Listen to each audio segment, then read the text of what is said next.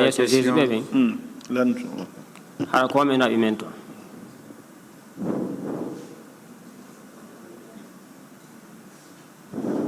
Quelle est la question, maître? Bien. Vous avez été devant le juge d'instruction, oui ou non? Mais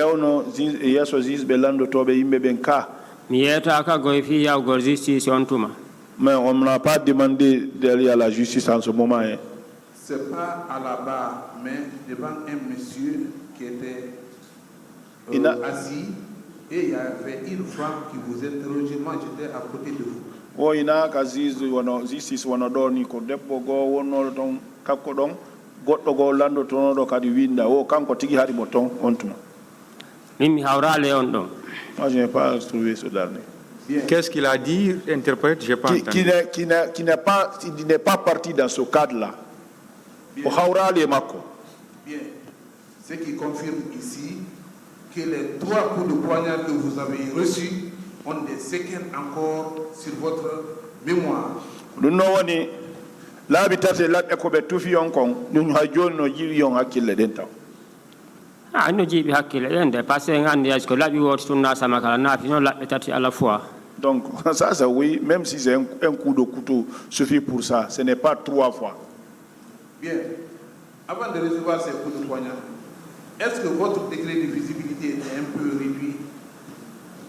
Do be tufude on den ladde don laabi tati hari don yiyaka don yiya ko no yungu ngon hari no keldu no ne mi ay laaba pos fusi wada la mi nyawa mi nyawsa ko ni mi janda kono mi jogi cella langal hari on. Bon, je vois très clair, peut-être je suis chétif mais je ne suis pas malade hein. Bien. Avec cet état, comment parvenez-vous à soutenir vos enfants? Alhalima hande on wonda fagirde bibe mabe gurna mabbe da ana wol fenande ko biti on quartier mi jogino bon mi yeey no kum fo tawti ko jama o jondiri jode walti lanko mi nyawndori bay ko cellangal addi. Pour ne pas mentir, boutique de quartier, j'ai revendu tout ça là. Maintenant le reste là c'est les parents, les amis qui sont associés pour m'aider. Bien. De l'autre côté, on pose des questions comme celle de savoir qu'est-ce que vous avez fait juste à ce que vous soyez poignardé 3 fois. Ce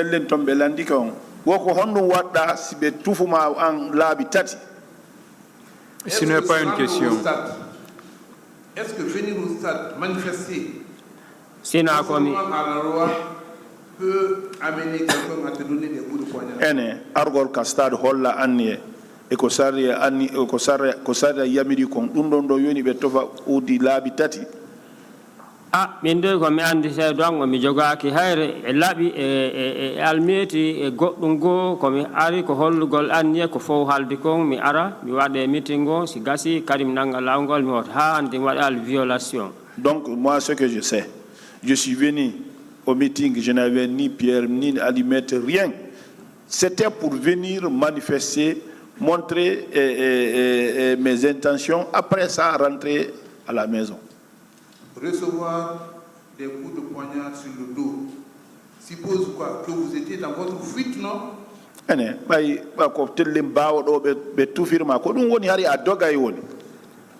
Mi yalta woni ka sortije na dogowo tun tu fete goddo ira bawo ma kad tu fe.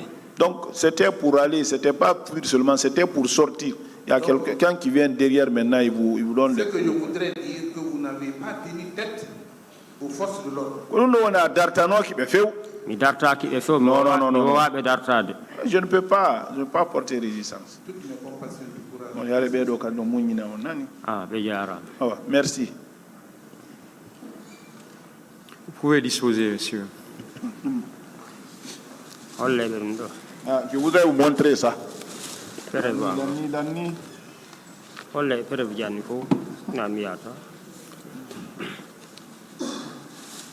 Qu'est-ce qu'il veut montrer? Montrez-le, il vous a remis quelque chose. Hein? Il a les preuves qu'il veut montrer au président.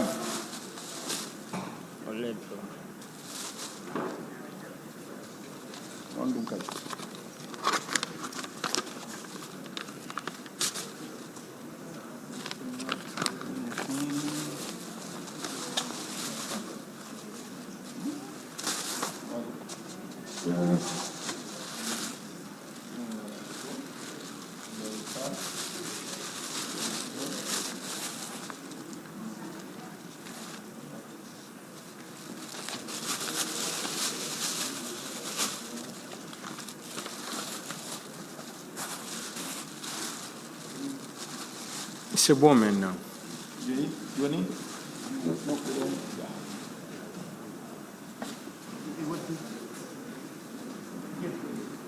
Madame Saran Sissé.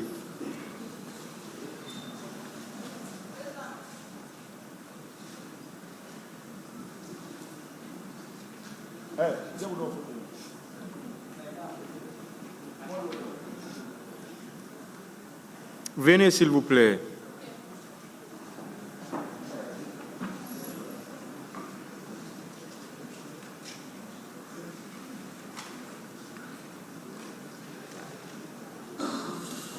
La cote 10-40.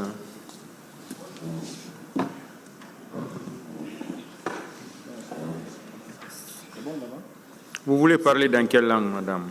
En français. Quel est votre nom? Je m'appelle Madame Sarah Sissi. S'il vous plaît, parlez dans le micro. Madame, attendez, je vais vous aider un peu. Voilà, c'est bon là. Je m'appelle Madame Sarah Sissi. Vous avez quel âge ou quand est-ce que vous êtes Je né? suis née en 1976 à Télémélé. Quelle est votre profession? Je suis enseignante de profession. Où vous êtes domicilié? À l'époque, j'étais à Bessia, cité 2. Maintenant, je suis à Lambagne. Dites au tribunal ce qui s'est passé. Merci de m'avoir donné la parole. Mettez les téléphones sur le mode silencieux, s'il vous plaît. Merci à Allah qui m'a donné l'opportunité de m'exprimer aujourd'hui. Et merci à Avipa qui m'a encadré pendant 13 ans. Et merci à ma famille qui m'a soutenu malgré tout ce que j'ai subi. Merci à Allah. Je commencerai par Dieu et je terminerai par Dieu, le miséricorde Allah qui m'a fait venir ici aujourd'hui. Je suis une militante d'un parti politique, là où j'étais la deuxième personne de la jeunesse de mon parti politique. En mois de mars 2009, les jeunes des partis politiques existants à l'époque se sont réunis, on a créé les jeunes forces vives. Jeunes partis politiques, société civile et toutes les entités des jeunes leaders du pays. Y compris le président du CNT aujourd'hui, M. Dansa Kourma, Dr Dansa Kourma. J'étais dans la commission de l'organisation des jeunes des forces vives avec Dr Dansa Kourma. À partir de l'instant, on a décidé d'empêcher la candidature militaire au pouvoir. Là où on tenait des réunions dans les guichets des partis politiques. À Dixine, c'est Elhadji Mamadou Silla. À Taouya, c'est M. Luceni Fall. À l'IFDG et au siège du RPG avec Bani Sangaré, le secrétaire général du RPG. On a tenu beaucoup de sittings à l'ambassade des États-Unis 2 fois, au Palais du Peuple, là où il y avait des jeunes qui étaient venus, qui disaient Dadis ou la mort, et nous aussi on disait qu'on ne veut pas le pouvoir des militaires.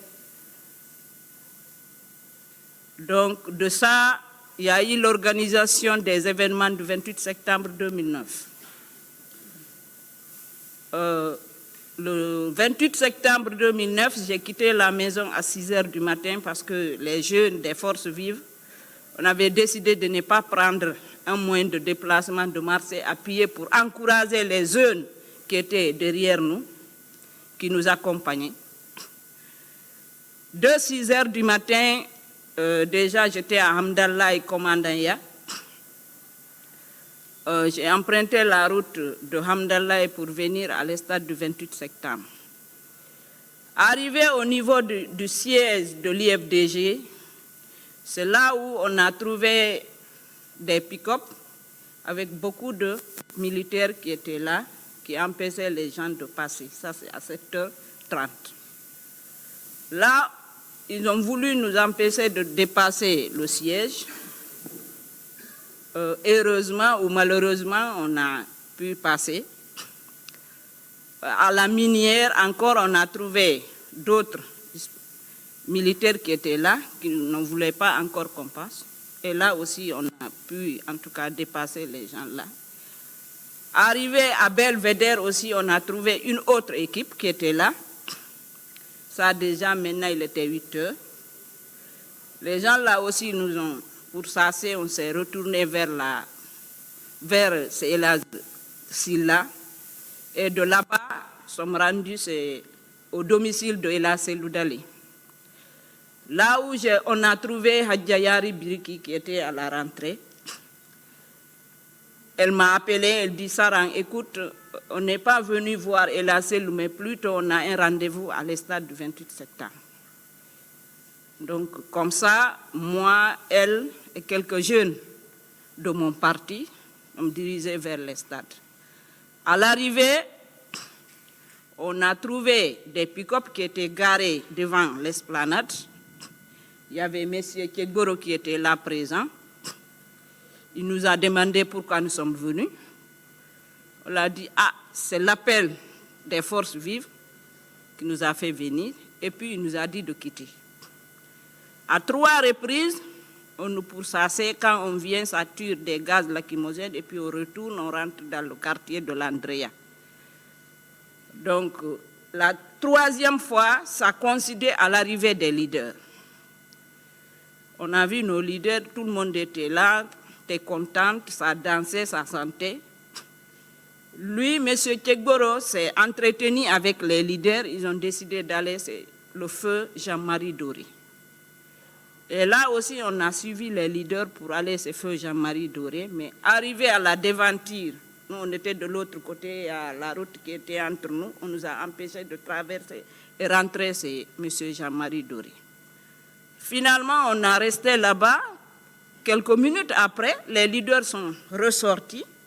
Chacun tenait le bras de l'autre. Bon, pour nous, ça allait bien. Ils ont resté devant, nous on a resté derrière. Moi, j'ai retardé parce que je marchais à pied. Et arrivé à la devanture de l'estade, j'ai trouvé que déjà les leaders se trouvaient à l'enceinte de l'estade. J'ai demandé les amis, j'ai dit, comment vous avez rentré? Ils ont dit, c'est M. Kegboro qui a ouvert la porte, les gens ont pénétré dans l'enceinte de l'estade. J'étais là avec 2 amis, on a mis des tables que les dames utilisaient à la devanture pour monter et prendre les images. Quelque temps après, il y a eu le feu au commissariat qui était à la devanture de l'estade. Il y a des personnes qui disaient, écoutez, il y a des bombes dedans, il y a ceci, il y a cela. On a eu peur. J'ai rentré directement. Dès que j'ai rentré, il y a une fille qui s'est levée pour me dire, Tanti Sarah, restez là, parce que je gérais les petites filles qui s'arrêtaient devant le présidium quand il y a réunion du parti. Donc dès qu'elle m'a vue, elle s'est levée, elle dit, Madame, restez ici. J'ai fait, là où je vais s'asseoir, j'ai entendu les coups de tir. J'ai regardé, j'ai vu que c'est réel parce que j'ai vu les gens tomber. J'ai crié. Là, c'était le panique. J'ai essayé de sortir par la grande porte. Malheureusement, je n'ai pas pu. J'ai retourné encore à l'enceinte de l'estade. Je suis venu à côté des leaders. J'ai vu que là-bas aussi, ça n'allait pas. Ils m'ont dit qu'il y a une petite porte vers l'université Gamal Abdel Nasser. vers la sortie dedans. Là aussi, je suis venue, j'ai trouvé qu'il y a les fils de courant qui étaient par terre, donc quiconque vient, tout le monde tombait par terre. Là aussi, j'ai eu peur. J'ai retourné encore à l'enceinte. J'ai trouvé un journaliste qui était arrêté à côté, qui aidait les dames de monter, de grimper le mur. Et il y a une dame très grosse qui était arrêtée, elle a dit, ah, moi là, je ne peux pas monter, mais si vous pouvez grimper sur moi, ça me fera plaisir. Là aussi, j'ai monté, il y a 2 jeunes qui m'ont aidé de monter, j'étais en haut, j'ai regardé en bas, je ne pouvais pas descendre. Le jeune qui me tenait, ils ont tiré le jeune là sur le front, il a tombé. Lorsqu'il a tombé, j'ai tombé de l'autre côté, j'ai tombé sur les briques ciment qui étaient les petites cabines qui est à l'enceinte de l'estade. Ils étaient en réparation, il y avait les briques ciment qui étaient là. J'ai commencé à saigner sur l'oreille droite. J'ai resté là-bas, j'étais couché. Quelques minutes après, là où le pur m'attendait, j'ai vu 2 policiers venir vers moi. J'ai dit au premier, tu peux me tirer, mais ne me fais pas de mal. Tu peux me tuer. Il dit non, je ne vais pas te tuer, mais je vais te donner un cadeau que tu ne vas jamais oublier. Je dis si le bon Dieu accepte. Je dis mais n'oublie pas, je suis en jeûne, le 6e jour du Ramadan. Je dis si tu me fais du mal, Dieu va te payer. Après l'autre est venu, il m'a giflé, j'ai tombé. Ils m'ont violenté, ils m'ont fait ce qu'ils veulent. Ils m'ont laissé là-bas. J'ai resté là-bas couché jusqu'à 17h. À 17h, j'ai jugé nécessaire de sortir parce que la Croix-Rouge venait ramasser les corps et les blessés. Je me suis dit, maintenant, je peux peut-être s'en sortir. À la sortie, j'ai trouvé 2 pick-up qui étaient arrêtés, les jeunes. Quand quelqu'un arrivait, si c'est un jeune, on le disait d'enlever les habits et de grimper avec les genoux vers l'Andrea. Je suis venue trouver les gens là. Il y a une femme policière qui a pris son caoutchouc et elle a commencé à me frapper. Il y a un autre militaire qui est venu, qu'on le disait Capi, il a dit laissez la dame. La dame là est complètement épuisée, laissez-la. Elle m'a fait monter. Lui, il me fait descendre. Elle me fait monter, le monsieur me fait descendre. Après, il nous a pris à 3. Moi et une autre femme et un jeune. Il nous a envoyés chez eux à l'Andrea. Il m'a demandé là où j'habite. Je dis c'est à Dixine parce que j'avais peur de dire que je suis de Bessia. Après, il a dit d'accord. On a resté là-bas jusqu'à 18h30. Ses amis toujours venaient nous chercher dans la concession de sa maman. Il a eu peur. Il dit, ah, madame, essayez de rentrer parce que ma maman est vieille. Si je vous garde ici la nuit, mes amis vont casser la maison et vous chercher. Je dis d'accord. Il m'accompagne jusqu'à Belvédère. Là, il me demande, ah, tu peux retrouver chez vous? Je dis oui. Il dit d'accord. Il m'a laissé là-bas, moi et la petite. Quelques minutes après, encore, il y a d'autres pick-up qui sont venus. J'ai eu peur, j'ai rentré dans une concession, j'ai trouvé le vieux en train de prier, la prière de 19h. J'ai rentré dans son salon. Il a terminé la prière, il est rentré me trouver au salon, il ne m'a pas demandé, il ne m'a pas salué. Il a resté comme ça, j'étais là assise. Je me suis dit, s'il m'avait salué, peut-être j'allais rester chez lui. Mais le fait qu'il est rentré sans rien me dire, j'ai eu peur encore. J'ai quitté la maison. Je suis venue en voulant aller, c'est mon grand frère à Casse. J'ai dit, je vais passer par les rails pour rentrer à Casse, c'est mon grand frère. Arrivé encore à côté, là où on vend les moutons, sur la route de Madina, c'est là aussi d'autres sont venus me trouver. Là aussi, j'ai subi toutes sortes de violences. Ils m'ont pris et jeté aux bordures des rails.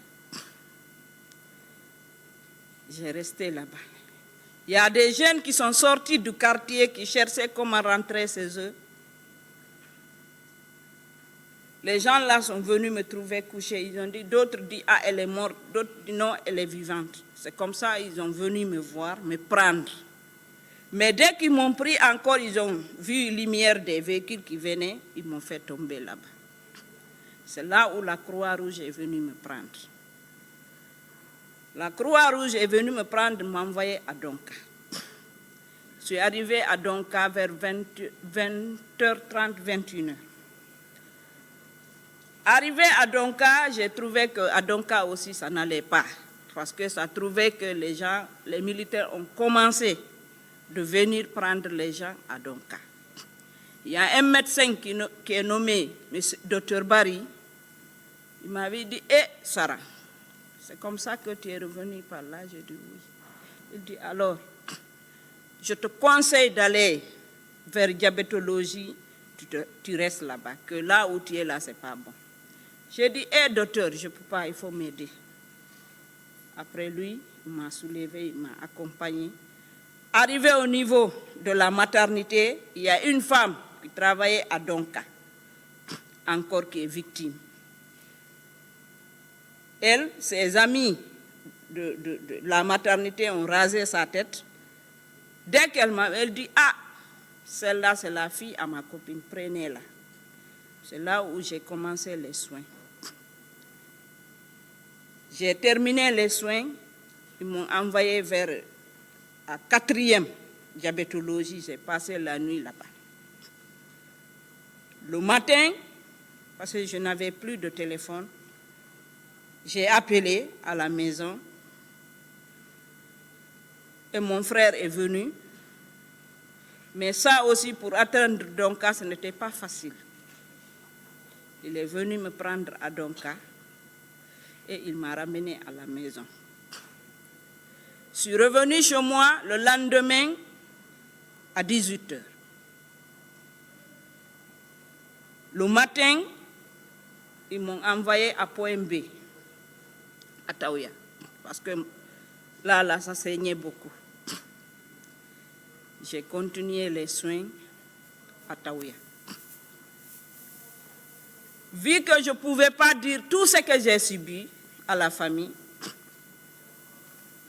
lorsqu'il y a eu l'arrivée de Human Rights Watch, j'ai appris que les gens là sont venus. Ils ont convoqué les victimes qui peuvent marcher, d'aller les rencontrer à côté de l'ambassade des États-Unis. J'étais peut-être, si je ne suis pas la première à les rencontrer, mais en tout cas, c'est parmi les premiers qui ont rencontré Human Rights Watch. Les gens là m'ont regardé, ils m'ont demandé, je n'ai pas pu expliquer. En ce moment, je faisais des crises parce que je ne dormais pas. Et puis, ils m'ont envoyé encore à Donka pour les soins. Quelque temps après, il y a une Canadienne qui est venue, qui nous donnait la thérapie à l'hôpital de Donka, à la salle de réunion de la maternité. C'est Mme Fatou Siké qui donnait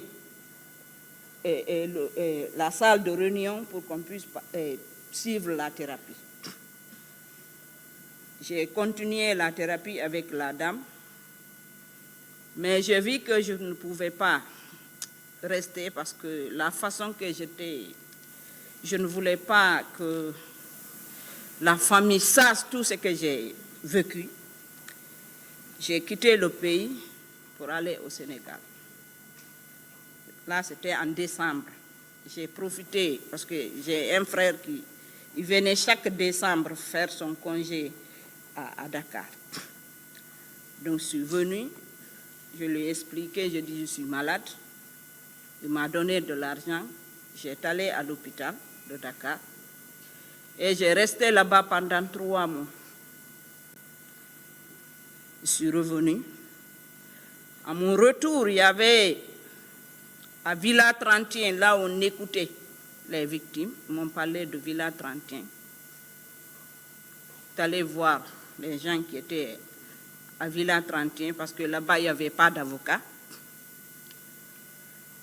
bon, on m'a demandé, mais je n'ai pas osé raconter tout ce que j'ai vécu là-bas aussi. Donc, je suis restée dans ça. Entre-temps, Avipa nous a réunis au sein de Avipa. Et depuis ce jour, c'est Avipa qui nous soigne, qui nous accompagne, qui nous donne la thérapie. Et il y a eu, en 2012, j'ai eu beaucoup de difficultés en famille. C'est le moment de rendre hommage à Honorable Namfadi Mamagasuba. Lorsqu'elle avait appris ma situation, elle a même cherché une personne qui m'accompagne pendant des moments difficiles en famille, en foyer. C'est elle qui m'avait accompagnée. Et depuis lors, je suis avec Avipa. Donc aujourd'hui, c'est grâce à Avipa que je suis là, parce qu'avant, je n'osais pas m'exprimer, mais aujourd'hui, j'ai osé dire ce que j'ai subi devant vous. Je m'arrête là pour ne pas être long. Ministère public, question. Merci, Monsieur le Président. Honorable assesseurs. Madame Sarah Sissé. Non. Le parquet voudrait vous exprimer toute sa compassion. Merci. Bien avant de vous poser quelques questions. Oui. Alors, au domicile de M. Selouda Lendialo. Comment? Au domicile de M. Selouda Lendialo. Oui. Quel corps vous a empêché de continuer votre marche? Bon, maître, j'avais tout genre de militaire. Je ne peux pas, parce que je vais vous dire franchement, moi, au début, je ne connaissais pas les différents corps des militaires. Bien. Donc, vous confirmez qu'il y avait tout corps confondu? Absolument. Bien. Et sur l'esplanade du stade, Oui. vous aviez suivi l'entretien entre colonel Moussa Keburo Kamara et les leaders politiques? Oui. Et quelle était la quintessence de cet entretien, les propos que M. Moussa Keburo a tenus? Bon, au début, il dit, écoutez, je vous ai dit de ne pas venir, de ne pas appeler les gens, de ne pas organiser cette manifestation. Donc, si toutefois il y a un problème, vous endossez ce qui viendra. Il a dit ça. Bien. Et vous confirmez que c'est colonel Moussa Keburo Kamara qui a fait ouvrir le grand portail du stade? Lorsque je suis revenu de ce feu Jean-Marie Doré, j'ai demandé, je dis qui a ouvert la porte? Parce que la porte était carénassée le matin lorsque je suis venu. Ils m'ont dit que c'est le colonel Keburo qui a ouvert la porte. Bien. Au début de votre audition, vous avez déclaré que vous faisiez partie de la commission d'organisation. Oui. C'est bien cela? Absolument. Voilà. Est-ce qu'il était prévu que le meeting se tienne à l'intérieur du stade? Mais bien sûr, parce qu'on avait déposé des lettres partout, devant les communes, en tout cas ceux qui sont concernés pour ça. Oui. Bien. Et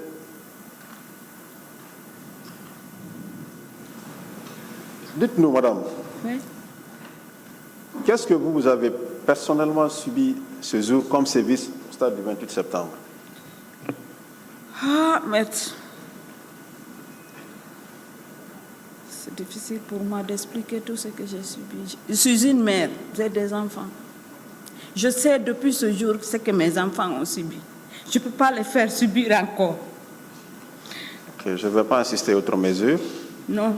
Mais c'était juste pour vous dire que c'est l'occasion idéale pour vous. Non. Puisqu'il y a des accusés ici qui sont poursuivis. Maître, j'ai subi toutes sortes de violations. Bien. Et je ne peux pas aussi vendre mes enfants. De plus. Bien, nous respectons votre choix. Sur ce, Monsieur le Président, je m'arrête là. Merci à vous. Le parquet a terminé. La défense.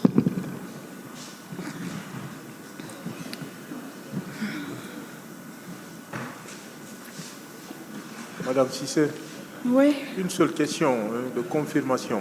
oui, maître. Vous confirmez que vous n'avez pas vu le colonel Moussa Tchebolo Camara ouvrir les portes du stade. Vous le confirmez? Oui, maître, je confirme. Merci, Je ne madame. mens pas sur quelqu'un. Merci.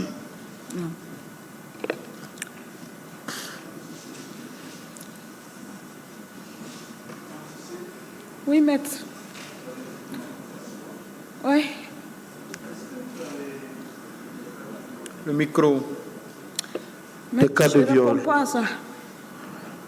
D'accord, Vous avez des sœurs, sûrement. D'accord. Ou des...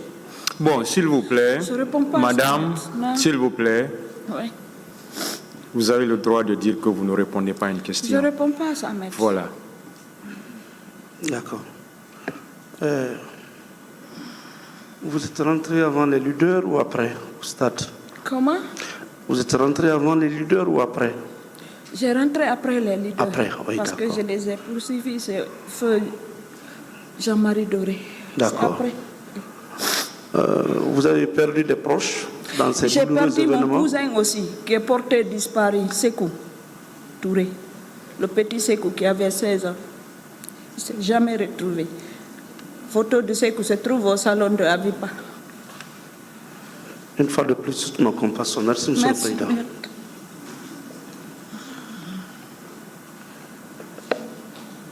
Partie civile.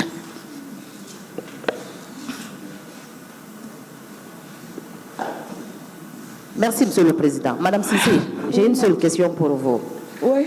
Vous avez déclaré dans votre PV d'audition de partie civile avoir porté plainte contre les bourreaux du 28 septembre 2009 pour avoir été victimes de violences. Vous confirmez cette déclaration? Je confirme toutes sortes de violences D'accord. que j'ai subies. Pouvez-vous nous donner les noms de ces bourreaux?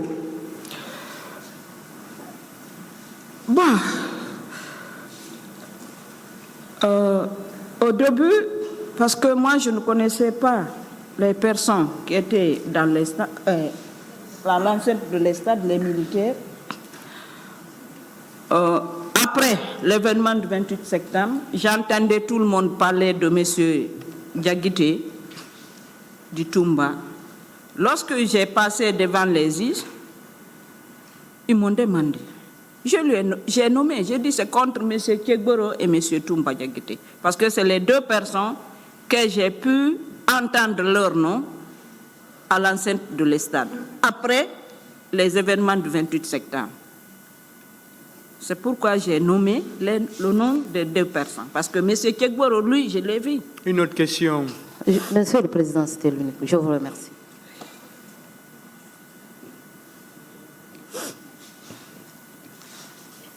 Madame Cissé, merci Monsieur le Président. Je n'ai pas de questions pour vous, mais moi je salue simplement votre courage, Merci. Madame Cissé. Et vos enfants, ils peuvent être fiers de vous. C'est ceux qui vous ont fait questions, subir s'il ces vous violences-là plaît. qui sont des gens qui ont commis des actes abominables. Merci.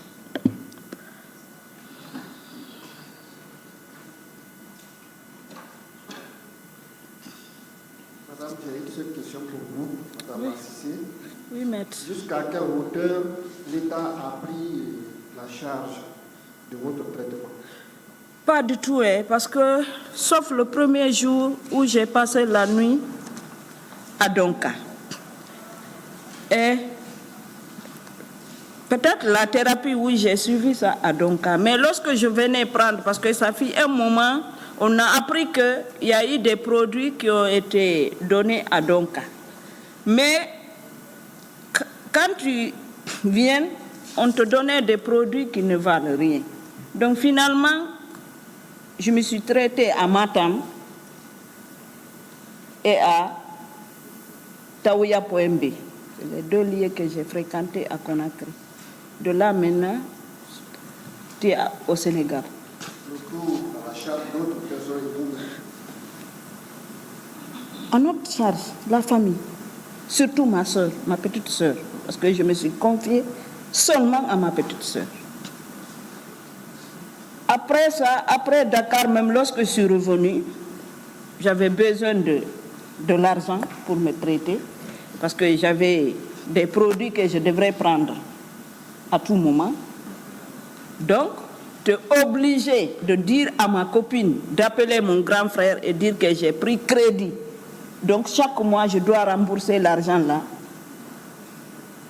pour que mon frère puisse m'envoyer l'argent chaque mois. Une autre question. Toute ma compassion, madame. Merci, maître. Je vous remercie, monsieur le président. Vous pouvez disposer, madame. Merci.